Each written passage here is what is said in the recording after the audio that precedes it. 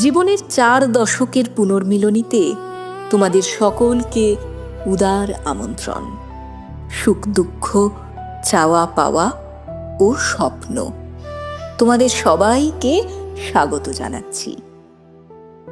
অনুষ্ঠানের প্রথমেই সগৌরবে এলো দুঃখ। সে হাসি হাসি মুখে বলতে শুরু করলো, আমি পুরোটা সময় পাশে পাশে থেকেছি তোমার, নিবিড় ভালোবাসায় ওতপ্রোতভাবে জড়িয়ে থেকেছি, পরম বন্ধু হয়ে। তোমার অবচেতন মন যতই আমাকে দূরে ঠেলে দিয়েছে, ততই কাছাকাছি ছিলাম আমি, আপন হয়ে তোমার পাশাপাশি। আমি কখনো ছেড়ে যাইনি তোমাকে।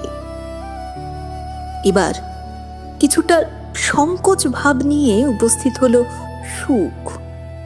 মুখ কাঁচুমাচু করে বলতে শুরু করলো, দুঃখ যেমন করে সবসময় তোমাকে আড়াল করেছে সবকিছু থেকে, তেমন করে আমি মুড়িয়ে রাখতে পারিনি তোমাকে ভালোবাসা দিয়ে সুখের বেষ্টনীতে।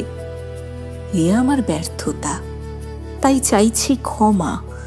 তবে পরের জন্মে সে দায় ঘুচিয়ে দেব আমি, এ ইচ্ছে আমার আছে জমা। এবার মঞ্চে এলো চাওয়া পাওয়া। দুজনে একসাথে সমস্বরে বলতে শুরু করলো, আমাদের ছিল না সমন্বয়ের বা ইচ্ছের কোনো অভাব।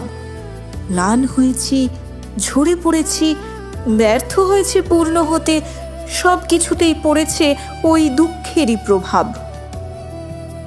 সবশেষে বুকের ক্র্যাচে ভর দিয়ে মঞ্চে এলো ডানাবিহীন স্বপ্ন।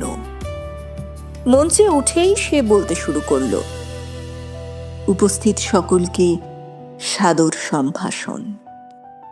আমি মুক্ত পাখির মতো অবাধ স্বাধীনতা নিয়ে জীবন তোমার মস্তিষ্কের শিরায় শিরায় ছিলাম।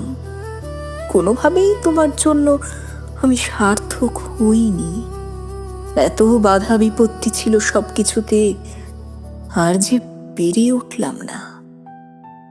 অতঃপর দুঃখের ভারে পাখা আমার ভেঙে যায়।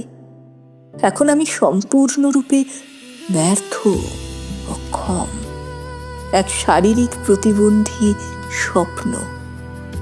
আমায় ক্ষমা করো। এবার জীবন তার সমাপনীয় ভাষণে সবাইকে ধন্যবাদ দিয়ে বলতে শুরু করলো, আমার সবটুকু জুড়ে তোমরা সবাই ছিলে। হয়তো আমার ভালো থাকায়, নয়তো ভালো রাখার ছলে।